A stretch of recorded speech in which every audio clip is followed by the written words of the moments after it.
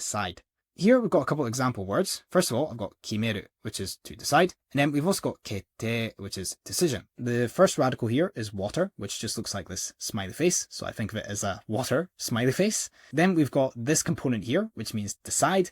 So how I like to think of this one is, if some of you who have done a little bit of kanji before might notice how this bit here looks a bit like the kanji for big. So I like to think of it as just like a big decision. And you'll see how I use that in a minute to go ahead and learn this kanji. You can see how the kanji for big here looks very similar to the bottom part of this decide radical. And when we put it all together, I like to think of it as deciding between two glasses of water. So why water? Because if you look at the first component of this kanji, you can see it is water here. And then to try and get that big decision aspect in, I like to think of it as how maybe one of the glasses has got poison in it or something like that. And maybe this is the only water that's available for miles and miles. So it's a bit of a life or death decision as to whether or not you drink the right water. This is another important concept when we're learning with memory techniques. And that's that we want to try and exaggerate and make things as dramatic as possible in our brain, because by doing that, we can go ahead and really make the memory stick a lot easier. And also, if you're interested in learning all of the 1,000 most common kanji in Japanese, make sure to check out my 90-day 1,000 kanji challenge. We also learn loads about Japanese vocabulary and other important aspects of learning Japanese. So if you want to get better at Japanese in general, then this is definitely a great thing for you to check out.